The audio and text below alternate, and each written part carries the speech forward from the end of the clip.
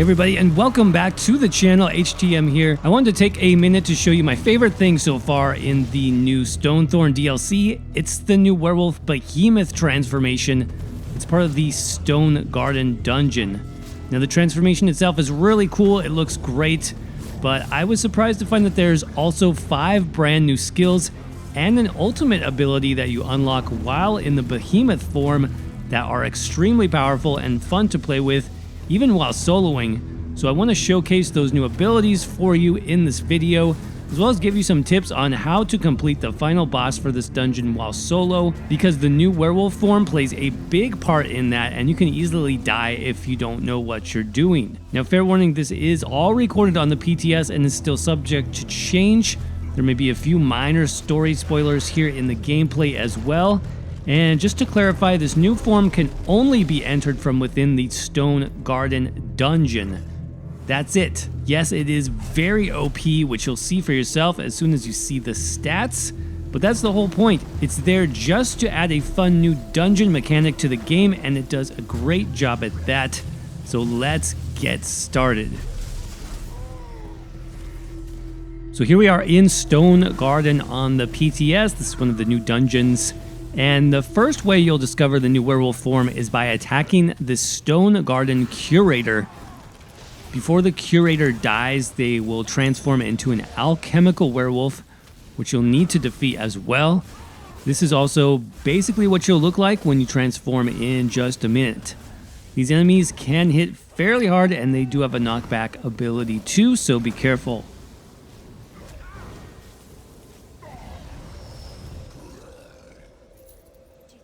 And once the werewolf dies, your companion will then drop 2 potions on the ground, and each potion, when you use it, will transform you or whoever used it in your party into the werewolf berserker.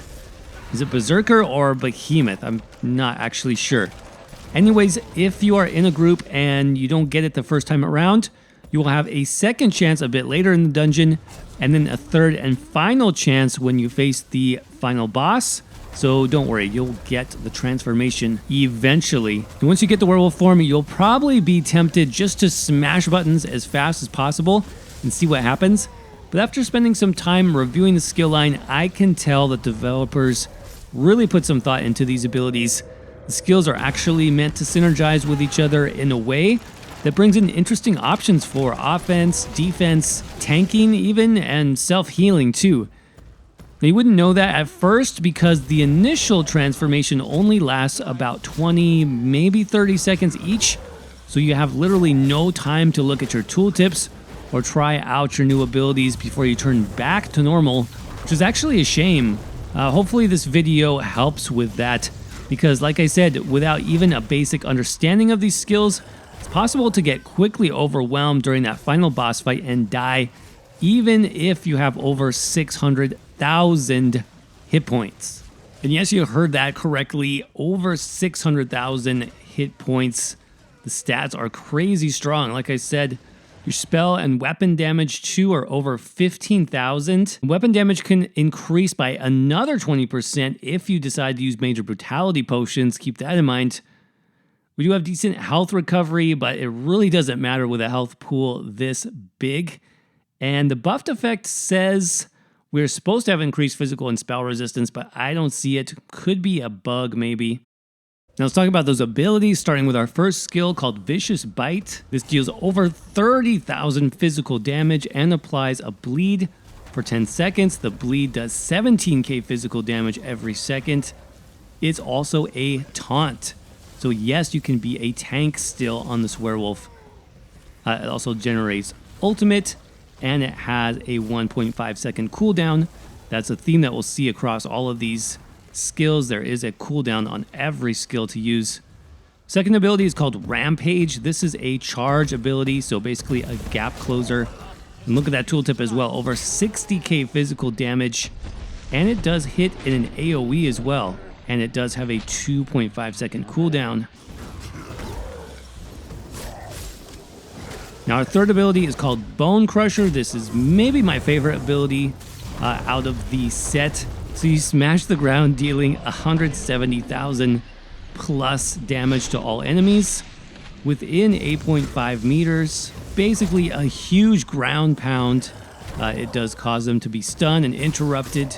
Gives you 20 ultimate back and with a cooldown of 8 seconds. Fourth ability is called Thunderous Stomp. Stomp the ground, sending out tremors that travel 30 meters in the distance and deal 120,000 flame damage. So basically stomp the ground with your foot, send out a big wave of damage in front of you. You generate 20 ultimate with a 10-second cooldown. Now, I did want to mention briefly, this is one of the final boss mechanics. When you're facing these little shock emitters on the ground, the only way to get rid of those is to do the Thunder Stomp to shake those loose and destroy them. Fifth and final ability is called Beastial Frenzy, and this is probably the most important ability out of all of them. You do empower yourself for 10 seconds, reducing your damage taken. But you also heal yourself, so with any direct damage effect, heals you for 50% of the damage inflicted, and you saw those tooltips earlier. That means we are doing lots and lots of damage, which equals to lots and lots of healing. Now again, it only lasts for 10 seconds, and it does have a 20-second cooldown, so you won't have your heals with you the entire time. So you need to be strategic. You should think about combining this with big AoE effects for the most healing. That's how you're going to really keep your health pool up.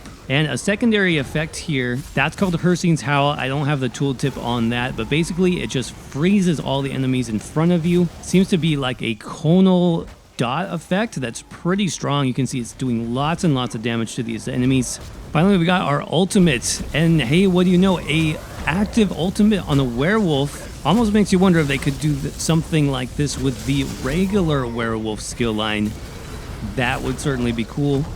You can see though, this does cost 500 ultimate, does almost 500,000 magic damage, and it is an AoE targeted leap. So similar to the Dragonite leap, except it's a targeted reticle on the ground. Looks pretty cool, does amazing damage. This will be a big part of the end battle. Where you're fighting off against multiple stone husks and you need to do as much damage as possible. Remember too, you can activate your heal before doing your ultimate for just a massive influx of healing. Definitely recommend you do that. So that is it. That's all the active Werewolf Behemoth skills from the Stone Garden DLC dungeon. Hopefully you found that helpful. Once you do the dungeon for the first time. Like I said, it's a lot of fun, so I definitely recommend it. I really like how they did this little mini skill line, self-contained within the dungeon. Again, like we said, you can't use this anywhere else, but it really is a fun experience. I like how nothing costs resources, but the way that they managed it with cooldown timers, that really works, and it makes you think about how to use your rotation if you're either tanking or trying to heal or be offensive. I think it works out nicely. Plus the ultimate gen on every single ability, helping you work up to that ultimate. They really did that well. I like it. Now, the only thing I don't like would be the cast time on abilities.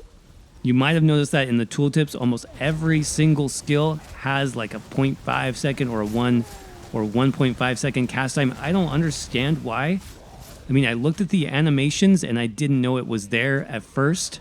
So it's not like it syncs up very well with the animations, and it just makes it kind of clunky, right? Like I would fire off one ability, but it wouldn't fire off because I was still animating the previous ability, spamming the server with all these abilities that aren't going off. But anyways, I will leave that feedback with the developer.